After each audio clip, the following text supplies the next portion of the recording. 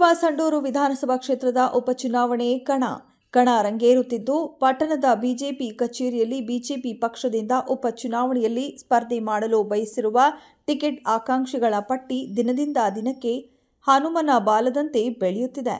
ಹೌದು, ಬುಧವಾರ ಸ್ಥಳೀಯ 8 ಜನ ಅಭ್ಯರ್ಥಿಗಳು ಬಿಜೆಪಿ ಕಚೇರಿಯಲ್ಲಿ ಪತ್ರಿಕಾಗೋಷ್ಠಿಯನ್ನ ಕರೆದಿದ್ದರು. ಪತ್ರಿಕಾಗೋಷ್ಠಿಯಲ್ಲಿ ಮಾತನಾಡಿದ ಆಕಾಂಕ್ಷಿಗಳು, ಇನ್ನು ಕೆಲವೇ ದಿನಗಳಲ್ಲಿ ಉಪಚುನಾವಣೆಗೆ ದಿನ ನಿಗದಿಯಾಗಿ ಚುನಾವಣೆ ನಡೆಯಲಿದೆ. ಸ್ಥಳೀಯರಾದ ನಾವು 8 ಜನ ಟಿಕೆಟ್ ಆಕಾಂಕ್ಷಿಗಳಾಗಿದ್ದೇವೆ. ಕಾರ್ತಿಕೇಯ ಘೋರ್ಪಡೆ ಮಹಾರಾಜರು ಹಾಗೂ ಬಿಜೆಪಿ ಪಕ್ಷ ನಮ್ಮಲ್ಲಿ ಯಾರಿಗೆ ಟಿಕೆಟ್ ಕೊಟ್ಟರೂ ನಾವೆಲ್ಲರೂ ಒಗ್ಗಟ್ಟಿನಿಂದ ಪಕ್ಷದ ಅಭ್ಯರ್ಥಿಯ ಪರವಾಗಿ ಕೆಲಸ ಮಾಡುತ್ತೇವೆ. ನಾವು ಹಲವಾರು ವರ್ಷಗಳಿಂದ ಪಕ್ಷಕ್ಕಾಗಿ ಮತ್ತು ಪಕ್ಷದ ಸಂಘಟನೆಗೆ ಸಾಮಾನ್ಯ ಕಾರ್ಯಕರ್ತರಾಗಿ ದುಡಿದಿದ್ದೇವೆ. ಹಾಗಾಗಿ ನಮಗೆ ನಮ್ಮ ಕ್ಷೇತ್ರದ ಜನರ ಸೇವೆ ಮಾಡಲು ಒಂದು ಅವಕಾಶವನ್ನ ನೀಡಬೇಕೆಂದು ಕೇಳುತ್ತಿದ್ದೇವೆ ಎಂದರು. ಇನ್ನು ಪಕ್ಷ ಹೊರಗಿನವರಿಗೆ ಟಿಕೆಟ್ ಕೊಟ್ಟರೆ ಆಗ ನಿಮ್ಮ ನಿಲುವೇನು ಎಂಬ ಪತ್ರಕರ್ತರ ಪ್ರಶ್ನೆಗೆ ಉತ್ತರಿಸಿದ ಅವರುಗಳು, ಬಿಜೆಪಿ ಪಕ್ಷ ಹಾಗೂ ಕಾರ್ತಿಕೇಯ ಘೋರ್ಪಡೆ ಅವರ ನಿರ್ಧಾರಕ್ಕೆ ನಾವು ಬದ್ಧರಾಗಿರುತ್ತೇವೆ ಎಂದು ಒಮ್ಮತದ ಅಭಿಪ್ರಾಯವನ್ನ ತಿಳಿಸಿದರು. ನಂತರ ಸಂಡೂರು ಬಿಜೆಪಿ ಮಂಡಲ ಅಧ್ಯಕ್ಷರಾದ ನಾನಾ ಸಾಹೇಬ್ ನಿಕಂ ಅವರಿಗೆ ಆಕಾಂಕ್ಷಿಗಳೆಲ್ಲರೂ ಸೇರಿ ಮನವಿಯನ್ನ ಸಲ್ಲಿಸಿದರು. ಈ ಸಂದರ್ಭದಲ್ಲಿ ಸ್ಥಳೀಯ ಟಿಕೆಟ್ ಆಕಾಂಕ್ಷಿಗಳಾದ Gandi Mareppa, Raghunath R T, Prahlad D, Adiveppa, V S Shankar, B Manjunath, K Mallikarjuna, Ramakrishna ಸೇರಿದಂತೆ ಬಿಜೆಪಿ ಮಾಧ್ಯಮ ವಕ್ತಾರರಾದ ದರೋಜಿ ರಮೇಶ್ ಇನ್ನಿತರರು ಉಪಸ್ಥಿತರಿದ್ದರು. ಮಾಧ್ಯಮದ ಮಿತ್ರರಿಗೆ ಸ್ವಾಗತ ಕೋರ್ತಾ ಇವತ್ತು ಪ್ರೆಸ್ ಮೀಟ್ ಪತ್ರಿಕಾ ವಿಶೇಷ ಸಭೆ ಮಾಡ್ತಾ ಇದ್ವಿ. ಕಾರಣ ಇಷ್ಟೇ, ಈಗ ಸಂಡೂರಿನಲ್ಲಿ ಉಪಚುನಾವಣೆ ಬರ್ತಾ ಇದೆ. ಆ ಉಪಚುನಾವಣೆಯಲ್ಲಿ ಸ್ಥಳೀಯ ಅಭ್ಯರ್ಥಿಗೆ ಅವಕಾಶ ಮಾಡಿಕೊಡಬೇಕು ಅಂತೇಳಿ ಜಿಲ್ಲಾ ಮತ್ತು ರಾಜ್ಯ ಅಧ್ಯಕ್ಷರಿಗೆ ಮನವಿ ತಗೊಂಡು ಬರಬೇಕು. ತಮ್ಮೆಲ್ಲರ ಮುಖಾಂತರ ಹಾಗೂ ನಮ್ಮ ಮನವಿ ಮುಖಾಂತರ ಈ ಸಂದೇಶವನ್ನು ರವಾನಿಸಬೇಕು ಅಂತೇಳಿ ಈ ಕಾರ್ಯಕ್ರಮವನ್ನು ಅಥವಾ ಈ ಸಭೆಯನ್ನು ನಾವು ಹಮ್ಮಿಕೊಂಡಿದ್ದೀವಿ. ನಮಗೆ ಮಹಾರಾಜರವರ ಒಂದು ಮಾರ್ಗದರ್ಶನದಲ್ಲಿ ಈ ಕಾರ್ಯಕ್ರಮವನ್ನು ಈ ಸಭೆಯನ್ನು ನಡೆಸ್ತಾ ಇದ್ವಿ ಮತ್ತು ಸ್ಥಳೀಯರಿಗೆ ಒಂದು ಆದ್ಯತೆ ಕೊಡ್ರಿ, ಸ್ಥಳೀಯರಿಗೆ ಒಂದು ಆದ್ಯತೆ ಕೊಡಬೇಕು ಅಂತೇಳಿ ನಾವು ತಮ್ಮ ಮೂಲಕ ಮಂಡಲದ ಅಧ್ಯಕ್ಷರ ಮುಖಾಂತರ, ಜಿಲ್ಲಾಧ್ಯಕ್ಷರ ಮುಖಾಂತರ, ರಾಜ್ಯಾಧ್ಯಕ್ಷರ ತಲುಪುವ ಕಾರ್ಯಕ್ರಮ ಮಾಡ್ತೇವೆ. ಇದು ಈ ಸಭೆಯ ಉದ್ದೇಶ.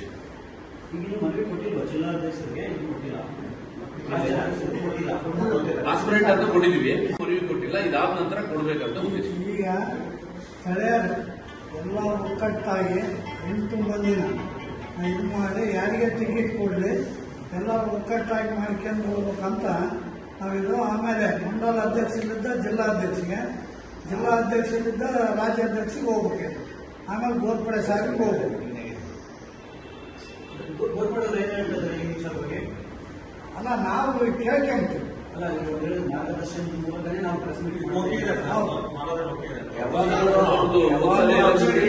ಯಾವಾಗಲೂ ಗೋರ್ಪಡೆ ಉದ್ದೇಶ ಇರೋದು ಲೋಕಲ್ ಆಗಿ ಹಾಕ್ಬೇಕಂದ್ರೆ ಅವ್ರ ಆಸೆ ಇರೋದು. ಯಾಕಂದ್ರೆ ಹೊರಗಡೆ ಬಂದ್ರೆ ಯಾವ ರೀತಿ ಹೆಂಗಿರ್ತಾರೋ ಏನಂತ ಗೊತ್ತಿಲ್ಲ. ಇಲ್ಲೇರಾದ್ರೆ ನಾವ್ ಹೇಳಿದಂಗೆ ನಮ್ಮ ಜನರಿಗೆ ಕೆಲಸ ಆಗ್ತದಲ್ಲ ಅನ್ನೋ ಉದ್ದೇಶನೇ ನಮ್ ಗೋರ್ಪಡೆ ಮಹಾರಾಜರು ಇರೋದು. ಯಾರೇ ಆಗಲಿ ಲೋಕಲ್ ಆಗ್ಬೇಕನ್ನೋ ಉದ್ದೇಶ ಇತ್ತು ಅವ್ರಿಗೆ.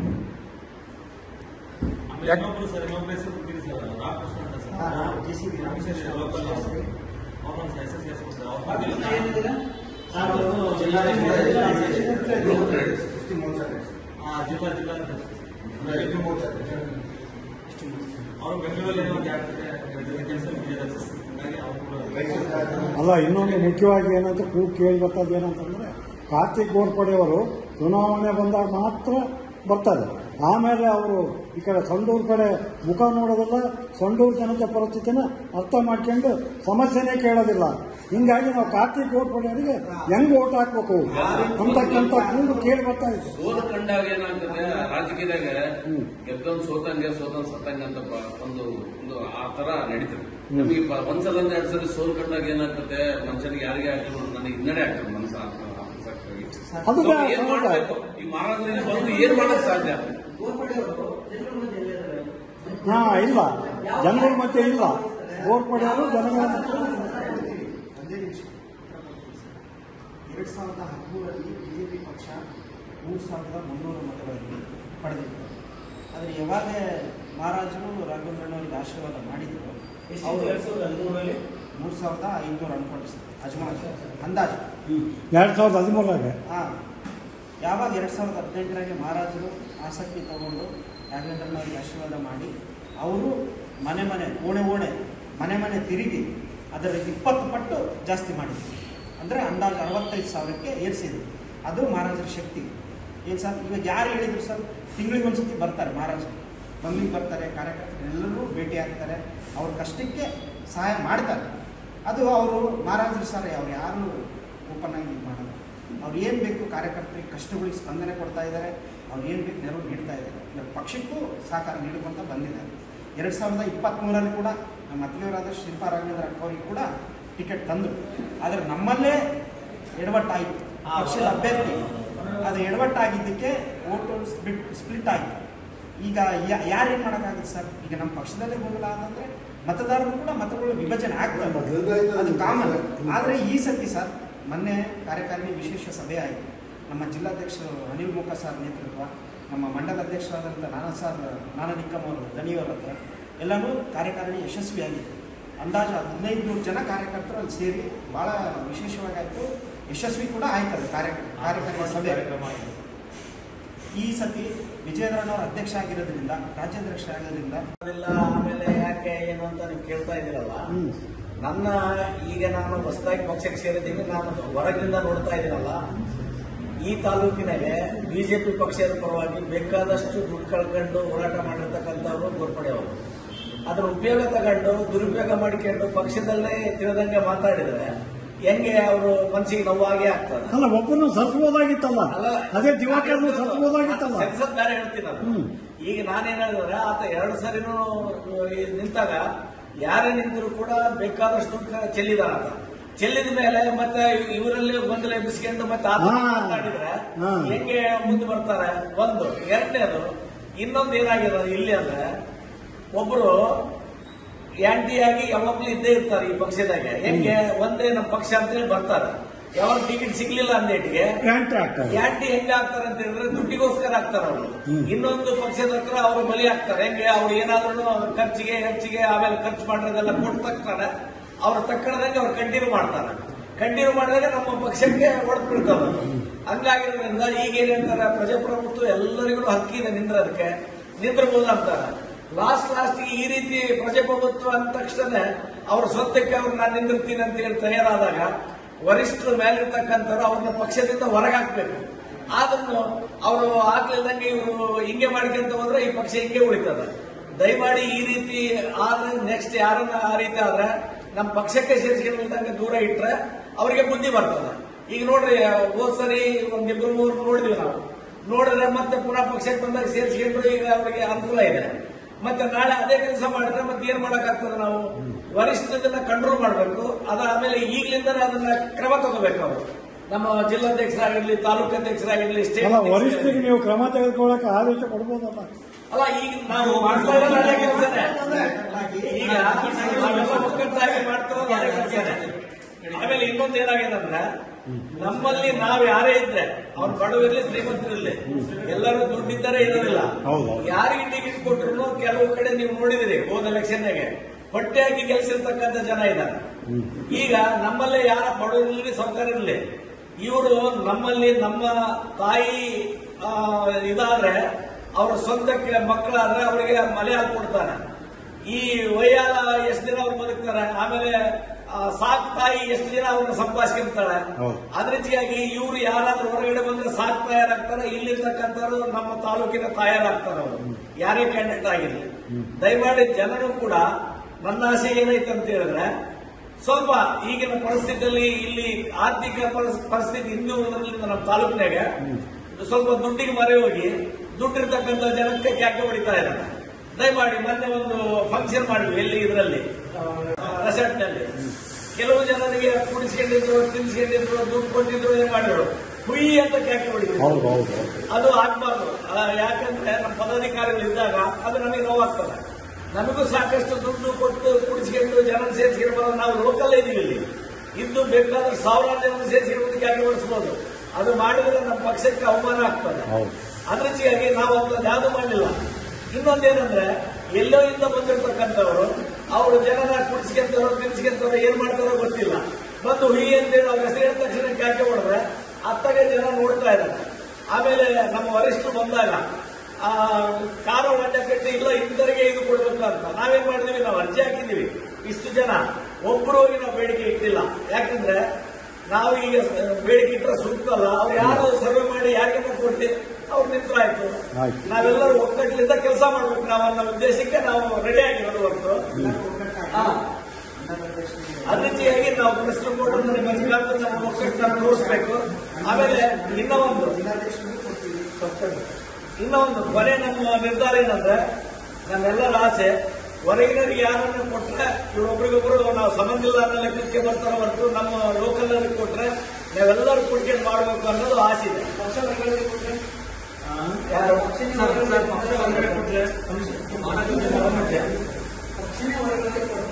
ಈಗ ನಮ್ಮ ಬೇಡಿಕೆ ಏನಿದೆ ಅದು ಇರ್ತೀವಿ.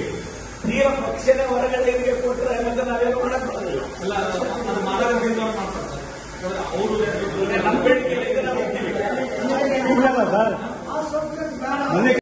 ಸಂಡೂರಿನಲ್ಲಿ ಮರು ಚುನಾವಣೆ ನಡೀತಾ ಇದೆ.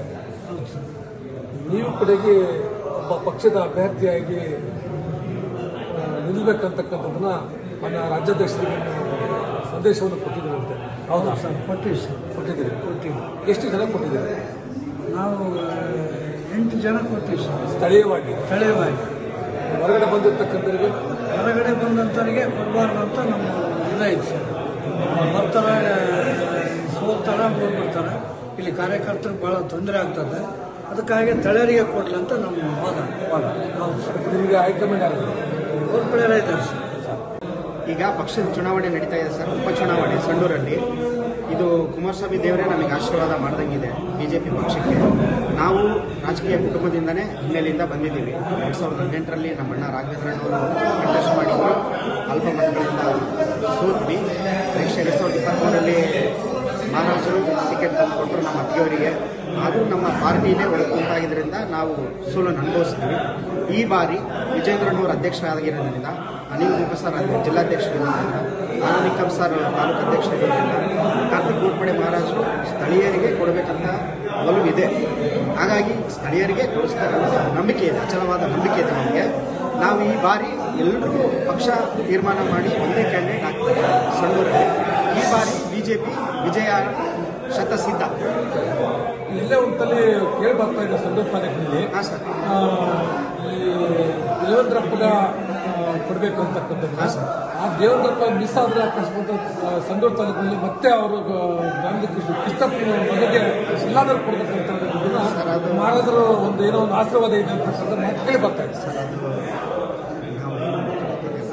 ಆದರೆ ಜನರ ಆಶೀರ್ವಾದ ಸರ್. ಮಹಾರಾಜರು ಆಶೀರ್ವಾದ ಮಾಡಿದರೆ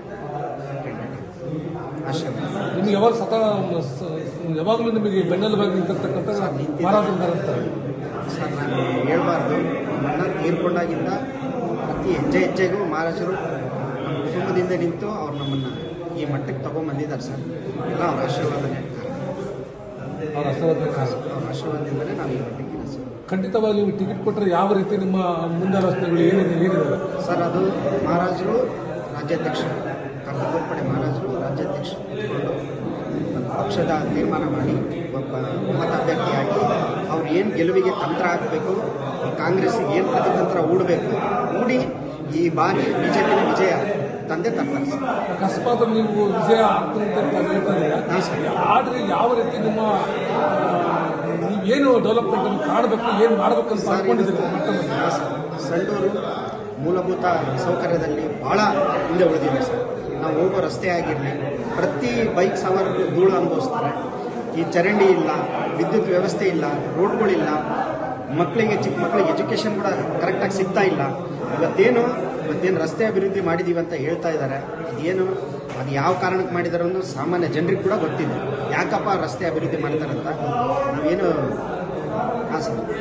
ಮೂಲಭೂತ ಸೌಕರ್ಯಗಳೆಲ್ಲನೂ ಜನರಿಗೆ ತಲುಪಿಸೋ ಕೆಲಸ ಮಾಡ್ತೀವಿ. ಮಹಾರಾಷ್ಟ್ರ ಹೌದು, ನಾನು ಕೊಟ್ಟಿದ್ದೆ. ನಾನು ಒಬ್ಬ ಆಕಾಂಕ್ಷಿ ಅಂತೇಳಿ ಎಷ್ಟು ಜನ ಕೊಟ್ಟಿದ್ದೀರಿ ಸರ್? ಎಲ್ಲ ಸಂಡೂರಿನಲ್ಲಿ ನಮ್ಮ ಸ್ಥಳೀಯವಾಗಿ 9 ಜನ ಕೊಟ್ಟಿದ್ದೀವಿ ನಾವು. ಏನು ತಾವು ಆಕಾಂಕ್ಷಿ ಇದ್ದೀರಾ? ಏನು ತಾವು ಯಾವ ರೀತಿ ನೀವು ಒಂದು ಡೆವಲಪ್ಮೆಂಟ್ ಅನ್ನು ಕಾಣ್ಬೋದು? ಸರ್, ನಾನು ಒಂದು ವಿಷಯ ನಿಮ್ಮ ಹತ್ರ ನನ್ನ ವಿಷಯನ ಹೇಳಕ್ಕೆ ಇಷ್ಟಪಡ್ತೀನಿ. ಮಾಜಿ ಶಾಸಕರು ಹಾಗೂ ಹಾಲಿ ಸಂಸದರಾದ ತುಕಾರಾಮ್ ಅವರು 16 ವರ್ಷ ಶಾಸಕರಾಗಿದ್ದಾರೆ, 4 ಸಾರಿ ಗೆದ್ದು. ಅದು ನಮ್ಮ ಬಿಜೆಪಿ ಕೊರತೆಯಿಂದನೇ ಅವರು ಗೆಲುವಾಗಿರೋದಂತ ನನ್ನ ಅನಿಸಿಕೆ. ಕಾರಣ ಇಷ್ಟೇ, ಅವರು ಎಜುಕೇಷನ್ ಬಗ್ಗೆ, ವಿದ್ಯಾಭ್ಯಾಸದ ಬಗ್ಗೆ ಬಹಳ ಅಜೆಂಡ ಇಟ್ಕೊಂಡು ಹೋಗ್ತಾ ಇದ್ರು. ನಾನು ಒಂದು ಪ್ರಶ್ನೆ ಅವ್ರಿಗೆ ಕೇಳ್ತೀನಿ. ಸಂಡೂರು ತಾಲೂಕು ಅಂದ್ರೆ ಅಖಂಡ ಬಳ್ಳಾರಿ ಜಿಲ್ಲೆ 8 ತಾಲೂಕಿನಲ್ಲಿ ಸಂಡೂರು ತಾಲೂಕಿನಲ್ಲಿ ಅತ್ಯಂತ ಕನಿಷ್ಠ ಶಾಲೆಯ ಸ್ಕೋರ್ ಇದೆ. ಹಾಸ್ಟೆಲ್ ಸಹ ಕಮ್ಮಿ ಇದೆ ಸರ್. ಯಾಕೆ? ಡಿಎಂಎಫ್ ಫಂಡ್ ಇಲ್ವಾ? ಇವ್ರ ಅಭಿವೃದ್ಧಿ ಏನ್ ಮಾಡ್ರ ಅಂತ ಕೇಳಿದ್ರೆ ಇದೊಂದೇ ಉದಾಹರಣೆ ಸಾಕು, ಬಹಳ ಇದಾವೆ. ನನ್ನ ಉದಾಹರಣೆ ಒಂದೇ. 8 ತಾಲೂಕುಗಳಲ್ಲಿ ಅತ್ಯಂತ ಕಮ್ಮಿ ಹಾಸ್ಟೆಲ್ ವಸತಿ ನಿಲಯ ಇರತಕ್ಕಂಥದ್ದು ಸಂಡೂರು ತಾಲೂಕು ಅಂದ್ರೆ ನಮ್ಗೆ ಬಹಳ ನಾಚಿಕೆ ಆಗ್ತದೆ. ದಲಿತರಾಗಿರ್ಬೋದು, ಹಿಂದುಳಿದ ವರ್ಗದವರಾಗಿರ್ಬೋದು, ಸಾಮಾನ್ಯ ವರ್ಗದವರಾಗಿರ್ಬೋದು, ನೀವು ಅದನ್ನು ಸ್ವಲ್ಪ ಲಕ್ಷ್ಯ ಕೊಡಬೇಕು. ತಾವೇ ಹೇಳಿದಾಗೆ ಈಗ ಎಲ್ಲ ಕಡೆಗೆ ಎಜುಕೇಶನ್ ಬಗ್ಗೆ ಡೆವಲಪ್ಮೆಂಟ್ ಮಾಡಿದ್ದಾರೆ ಅಂತಕ್ಕಂಥದ್ದು ಶಾಸಕರು ಹೇಳ್ತಾರೆ ಅಂತಕ್ಕಂಥದ್ದು. ತಾವು ಯಾಕೆ ಅದ್ರ ಬಗ್ಗೆ ವಿರೋಧ ಮಾಡಲಿಲ್ಲ? ಯಾಕೆ ಪ್ರತಿಭಟನೆ ಮಾಡಲಿಲ್ಲ? ಪಕ್ಷದಲ್ಲಿ ಕೆಲವು ಸಾರಿ ಜವಾಬ್ದಾರಿ ಇದ್ದಾಗೆ ಅಥವಾ ಜವಾಬ್ದಾರಿ ಇಲ್ದಾಗೆ ಅವ್ರು ಮಾಡಿರ್ತಕ್ಕಂಥ ಕೆಲಸಗಳು ನಾವು ಅನೇಕ ಸಾರಿ ಮಾಡಿದ್ದೀವಿ. ಹಿಂದೆಲ್ಲ ಮಾಡಿದ್ವಿ. ಅವ್ರ ಮನೆ ಮುಂದೆ ಸ್ಟ್ರೈಕ್ ಕುಂತಿದ್ವಿ. ಅವಾಗ 1,000 ಕೇಸ್ ಹಾಕಿದ್ರು, ಅವೆಲ್ಲ ಕಳ್ಕೊಂಡಿದ್ವಿ. ಈಗ ಮೊನ್ನೆ ಹೋದ್ ಸರಿ ಇದ್ದಾಗ ಒಂದು 3 ವರ್ಷ ಕೊರೋನಾ ಕಾಲದಾಗ ಆಗಲಿಲ್ಲ. ಮೊನ್ನೆ ತಾಲೂಕು ತಹಶೀಲ್ದಾರ್ ಅವರು ಇದ್ದಾಗ ಅವಾಗೂ ನಾವು ಅವ್ರಿಗೆ ವಿರೋಧವನ್ನು ವ್ಯಕ್ತಪಡಿಸಿದ್ವಿ. ಮುಂದೆ ಅದ್ರ ಬಗ್ಗೆ ಸಿಕ್ಕಾಗ ಒಂದೊಂದು ಮಾಡ್ತೀವಿ. ಈಗ 187 ಕೋಟಿ ಹಗರಣದ್ದೈತೆ, ಅದನ್ನು ನಾವು ಹಂತ ಹಂತವಾಗಿ ಜಿಲ್ಲೆಯಿಂದ ರಾಜ್ಯ ಮಟ್ಟದಲ್ಲಿ ಮಾಡ್ತಿದ್ದಾರೆ. ತದನಂತರ ತಾಲೂಕಿನಲ್ಲಿ ಮಾಡ್ಬೇಕಂತ ನಮ್ಮ ಒಂದು ಎಲ್ಲ ನನ್ನ ವಾಲ್ಮೀಕಿ ಬಂಧುಗಳಿಗೆ ಕರೆ ಕೊಟ್ಟಿದ್ದೀವಿ. 9 ಮಂದಿ ಆಕಾಂಕ್ಷಿ ಪಟ್ಟಿಯನ್ನು ಕೊಟ್ಟಿದ್ದೀರಿ. ಅಕಸ್ಮಾತ್ ಹೊರಗಡೆ ಇಂದ ಬಂದಿರತಕ್ಕಂಥವ್ರಿಗೆ ಟಿಕೆಟ್ ಕೊಟ್ಟಿರ್ತಾವೆ, ಏನ್ ಮಾಡ್ಬೋದು ಸರ್? ನನಗೆ ಪಕ್ಷ ಕೊಟ್ಟಿರ್ತಕ್ಕಂಥ ಜವಾಬ್ದಾರಿ ಏನೈತೆ ಆ ಕೆಲಸ ನಾನು ಮಾಡ್ತೀನಿ. ಅದು ನಾನು ಈ ಪಕ್ಷದಲ್ಲಿ ಸುಮಾರು 16-18 ವರ್ಷ ಸಂಪೂರ್ಣವಾಗಿ ಮಾಡ್ಕೊಂಡ್ ಬಂದಿರತಕ್ಕಂಥ ಕೆಲಸ. ಹೋದ್ ಸರಿ ನಾನು ಒಬ್ಬ ಆಸ್ಪಿರೆಂಟ್ ಇದ್ದೆ 23ಕ್ಕೆ. ಶಿಲ್ಪರಾಘವೇಂದ್ರ ಕೊಟ್ಟಾಗ ನಾನು ಒಬ್ಬನೇ ಆಸ್ಪಿರೆಂಟ್ ಅಂತ ಕೊಟ್ಟರಲ್ಲ, ನಾನು ಒಬ್ಬನೇ ನಿಮ್ಮ ಜೊತೆಗೆ ಕೆಲಸ ಮಾಡಿದೆ. ಸೊ ಹಿಂದೆ ಮಾಡಿದ್ದಾಗೂ ಮಾಡಿದ್ದೀನಿ. ನನಗೆ ಕೊಟ್ಟಂತ ಜವಾಬ್ದಾರ ನನ್ನ ಶಕ್ತಿ ಮೀರಿ ನಾನು ಕೆಲಸ ಮಾಡಿರೋದು ಭಾರತೀಯ ಜನತಾ ಪಕ್ಷ ಜಿಲ್ಲಾ ಮಟ್ಟದವರಿಗೂ ಗೊತ್ತಿದೆ. ಸೊ ಈಗ ನಾಳೆ ಯಾರಿಗೂ ಕೊಟ್ರೆ ಗೆಲ್ಲಬೇಕು. ಅದು ಮತದಾರ ದೇವರುಗಳ ಅಪ್ಪಣೆ. ನಮಗೆ ಗೊತ್ತಿರೋದಂಗೆ ಸ್ಥಳೀಯವಾಗಿ ನೀವು ಯಾರಿಲ್ಲ ಅಂತ ಪ್ರಶ್ನೆ ಕೇಳಿದ್ರೆ ನಮಗೆ ಮಾತಾಡೋಕೆ ಉತ್ತರ ಇರಲ್ಲ.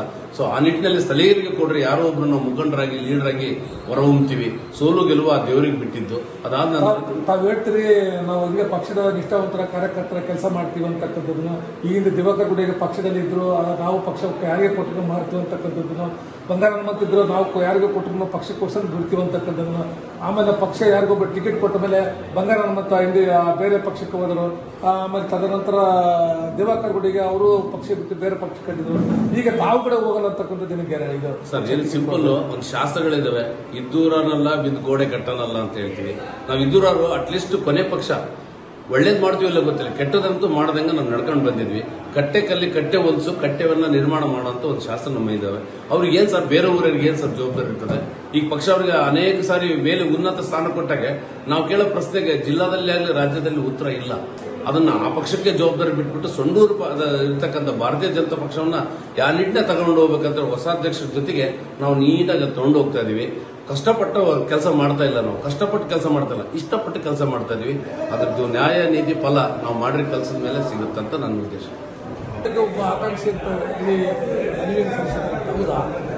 ಈ ಸಂಡೂರು ವಿಧಾನಸಭಾ ಕ್ಷೇತ್ರದಲ್ಲಿ ಉಪಚುನಾವಣೆ ನಡೀತಿದೆಯಲ್ಲ, ಸ್ಥಳೀಯವಾಗಿ ಕೊಡಬೇಕೆಂಬುದೇ ನಮ್ಮೆಲ್ಲರ ವಾದ. ನಮ್ಮ ಒಂದು ಸಂಡೂರು ತಾಲೂಕಿಗೆ ಗಾಢಪಾದರ ಆಗಿರ್ತಕ್ಕಂಥ ನಮ್ಮ ಮಹಾರಾಜರು ಕೂಡ ಅದೇ ವಾದ. ಯಾಕಂದರೆ ಇಲ್ಲಿನ ಜಲವಂತ ಸಮಸ್ಯೆಗಳಿಗೆ, ಇಲ್ಲಿಯ ಒಂದು ಅಭಿವೃದ್ಧಿಗೋಸ್ಕರ ಇಲ್ಲಿ ಸ್ಥಳೀಯವಾಗಿ ಇರ್ತಕ್ಕಂಥ 8 ಮಂದಿ ಅಭ್ಯರ್ಥಿಗಳು ಇವತ್ತು ಅರ್ಜಿ ಸಲ್ಲಿಸಿದ್ವಿ ಈ ಉಪಚುನಾವಣೆಗೆ. ಈಗ ಇಲ್ಲಿ ಸ್ಥಳೀಯರಿಗೆ ಅವಕಾಶ ಮಾಡಿಕೊಟ್ರೆ ಭಾಳ ಮುಂದಿನ ದಿನಗಳಲ್ಲಿ ಜನರಿಗೆ, ಸಾರ್ವಜನಿಕರಿಗೆ ಎಲ್ಲರಿಗೆ ಒಳ್ಳೆಯದಾಗತ್ತಂತ ಆ ಒಂದು ಅಭಿಪ್ರಾಯದಲ್ಲಿ ನಾವು ಸ್ಥಳೀಯರೇ ಕೊಡಬೇಕಂತ ನಮ್ಮ ವಾದ. ನಮ್ಮ ಸ್ಥಳೀಯವಾಗಿ 8 ಜನ ಸಲ್ಲಿಸಿದ್ದೀವಿ. ಇನ್ನು ನಮ್ಮ ಪಕ್ಷದಲ್ಲಿ ನಮ್ಮ ಜಿಲ್ಲಾ ನಾಯಕರು ಸಹ ಕೇಳಿ ಬರ್ತಾ ಇದೆ, ನಮ್ಮ ಮಾಹಿತಿ ಕೊರತೆ ಇದೆ. ಈ ಸಂಡೂರು ತಾಲೂಕಿನಲ್ಲಿ ಉಪಚುನಾವಣೆ ನಮಗೆ ಬಂದ ವರದಾನ ಅಂತೇಳಿ ನಾನು ಹೇಳಲಿಕ್ಕೆ ಬಯಸ್ತೀನಿ. ನಮ್ಮ ಹೆಸರು ಬಿ ಮಂಜುನಾಥ. ತಾವು ಇಲ್ಲಿದ್ದ ಯಾವ ತಾರಾನಗರ. ಇಲ್ಲಿಗೆ ನೀವು ಲಾಸ್ಟ್ ಟೈಮ್ ಕಡೆಗೆ ಒಂದು ಕಂಟೆಸ್ಟ್ ಮಾಡ್ಬೇಕಂತಂದೇಳಿ ತಾವು ಕೂಡ ಇದು ಮಾಡಿದ್ವಿ, ಸಿಗ್ಲಿಲ್ಲ. ಯಾಕೆ? ಕಳೆದ 23ರ ಚುನಾವಣೆಯಲ್ಲಿ ಕೋರ್ ಕಮಿಟಿಯವರಿಗೂ ಸಹ ಶಿಲ್ಪಕ್ಕವರು ಮತ್ತು ನಮ್ಮದು, ಅದೇ ರೀತಿಯಲ್ಲಿ ನಮ್ಮ ಮಾಸ್ ಲೀಡರ್ ಆಗಿರ್ತಕ್ಕಂಥ ಶ್ರೀರಾಮ ಸರ್ ಅವ್ರದ್ದು ನೇಮ್ ಸಹ ಹೋಗಿತ್ತು. ಆ ಇದರಲ್ಲಿ ಕಳೆದ 2018ರ ಚುನಾವಣೆಯಲ್ಲಿ ರಾಘವೇಂದ್ರಣ್ಣವರ ಅಲ್ಪ ಅಂತರದ ಸೋಲು, ಅವರ ವಿಧಿವಶತ್ತು ಅವರು ಮರಣ ಹೊಂದಿದ್ರು ಕೋವಿಡ್ ಹಿನ್ನೆಲೆಯಲ್ಲಿ. ನಂತರ 2023ರಲ್ಲಿ ಶಿಲ್ಪಕರಿಗೆ ಒಂದು ಅವಕಾಶ ಕಲ್ಪಿಸಿಕೊಡ್ಬೇಕಂತೇಳಿ ಪಕ್ಷ ಮತ್ತು ಮಹಾರಾಜರ ನಿರ್ಧಾರದಿಂದ ಶಿಲ್ಪಕರಿಗೆ ಅವಕಾಶ ಮಾಡಿಕೊಡ್ಬೇಕಂತ ಹೇಳಿದ್ರು. ಅದಕ್ಕೆ ನಾವು ಶಿರಸಾವಹಿಸಿ ಪಕ್ಷದ ನಿಷ್ಠೆಯಿಂದ ಕಾರ್ಯ ಮಾಡಿದ್ವಿ. ಮತ್ತು ತಾವು ಈ ಸೋಲಿಕೆ ಕಾರಣ ಏನು? ನಮ್ಮ ಸೋಲಿನ ನಮ್ಮಲ್ಲಿ ಇರ್ತಕ್ಕಂಥ ಕಾರ್ಯಕರ್ತರು ಭಿನ್ನಾಭಿಪ್ರಾಯನೇ ಸೋಲಿಗೆ ಕಾರಣ ಆಯ್ತು ಸರ್. ನಮ್ಮದೇ ಒಬ್ಬರು ಕಾರ್ಯಕರ್ತರು ಹೋಗಿ ಇನ್ನೊಂದು ಪಕ್ಷದಿಂದ ಗುರುತಿಸ್ಕೊಂಡು ಚುನಾವಣೆಯಲ್ಲಿ ಸ್ಪರ್ಧೆ ಮಾಡಿದ್ದೆ ನಮಗೆ ಸೋಲಿಗೆ ಕಾರಣ. ಯಾರಪ್ಪ? KS ದಿವಾಕರಣ್ಣ ಅವರು ಈಗ ಮತ್ತೆ ಪಕ್ಷಕ್ಕೆ ಬಂದಿದ್ದಾರೆ, ಅವರು ಕೂಡ ಆಕಾಂಕ್ಷಿ ಇದ್ದಾರೆ, ಮತ್ತು ಅವರಿಗೆ ಟಿಕೆಟ್ ಕೊಟ್ಟರೆ ಹೇಗೆ ಸರ್? ಪಕ್ಷ ಮಹಾರಾಜರು ಯಾರಿಗೆ ನಿರ್ಧಾರ ಮಾಡ್ತಾರೆ ಅನಿವಾರ್ಯವಾಗಿ ನಾವು ಪಕ್ಷದ ಸಂಘಟನಾತ್ಮಕವಾಗಿ ಗೆಲುವಿಗಾಗಿ ಶ್ರಮಿಸಬೇಕಾಗಿತ್ತು. ನಮ್ಮದು ಕರ್ತವ್ಯ ಇದೆ, ಅದನ್ನು ಶಿರಸಾವಹಿಸಿ ಮಾಡ್ತೀವಿ. ತಮ್ಮ ಹೆಸರು? K Mallikarjuna sir, Huchchanahalli sir. Huchchanahalli. ತಾವೇನು ಪಕ್ಷದಾಗ ಪಕ್ಷದಲ್ಲಿ ಮಹಾಶಕ್ತಿ ಕೇಂದ್ರದ ಅಧ್ಯಕ್ಷರಾಗಿದ್ದೆ, ಚೋರ್ನೂರು ಮಹಾಶಕ್ತಿ ಕೇಂದ್ರದ ಅಧ್ಯಕ್ಷ. ಎಷ್ಟು ಜನ ನೀವು ಕೊಟ್ಟಿದ್ದೀರಿ? 8 ಜನ ಕೊಟ್ಟಿದ್ದೀವಿ ಸರ್. ಅವರೆಲ್ಲ ನೀವೆಲ್ಲ ಸ್ಥಳೀಯರಾಗಿ? ಎಲ್ಲ ಸ್ಥಳೀಯರಾಗಿ 8 ಮೆಂಬರ್ಸ್. ಅದಕ್ಕೆ 8 ಜನಕ್ಕೆ ಸ್ಥಳೀಯವಾಗಿ ಕೊಡಬೇಕು, ಯಾಕೆ ಕೊಡಬೇಕು? ಬೇರೆ ಹೊರಗಡೆ ಯಾಕೆ ಕೊಡಬಾರ್ದು ಸರ್? ಲೋಕಲ್ ಇದ್ರೆ ಜನಕ್ಕೆ ಸ್ಪಂದಿಸ್ಬೋದು, ಡೈಲಿ ಸಿಗ್ತಾರೆ. ಇಲ್ಲಿದ್ದ ಕಷ್ಟಗಳು ನಮಗೆ ಗೊತ್ತಿರುತ್ತೆ ಸರ್. ಲೋಕಲ್ ಜನಗಳು ಸಮಸ್ಯೆಗಳು ಏನಿದೆ ಸಾಲ್ವ್ ಮಾಡೋಕ್ಕೆ ಈಜಿ ಆಗುತ್ತೆ, ಸ್ಪಂದಿಸೋಕೆ ಈಜಿ ಆಗುತ್ತೆ, ಕೆಲಸಗಳು ಮಾಡಲಿಕ್ಕೆ ನೀಟಾಗಿ ಅಂದರೆ ಲೋಕಲ್ ಕ್ಯಾಂಡಿಡೇಟ್ ಇರೋದ್ರಿಂದ. ಹೊರಗಡೆಯಿಂದ ಬಂದಿರ್ತಕ್ಕಂಥ ಕೊಟ್ಟರೆ ಏನು ಯಾಕೆ ಕೊಡಬಾರ್ದು ಅಂತಕ್ಕಂಥ ಮಾತು ಸರ್. ಯಾಕೆಂದರೆ ಅವ್ರಿಗೆ ನಮ್ಮ ತಾಲೂಕಿನ ಇತಿಹಾಸ ಗೊತ್ತಿರಲ್ಲ, ಅದ್ರ ಮೂಲ ಗೊತ್ತಿರಲ್ಲ, ಸಮಸ್ಯೆಗಳು ಗೊತ್ತಿರಲ್ಲ. ಹಾಗಾಗಿ ಸುಮ್ಮನೆ ಎಲ್ಲೋ ಬಂದು ನಿಂತ್ಬಿಟ್ರೆ ಅಷ್ಟು ಈಸಿ ಇಲ್ಲ ಸರ್. ಇದು ಜನಸೇವೆ ಕೆಲಸ ಆಗಿರೋದ್ರಿಂದ ಅದು major sir. Major local priority ಕೊಟ್ಟರೆ ಒಳ್ಳೆಯದು ಸರ್.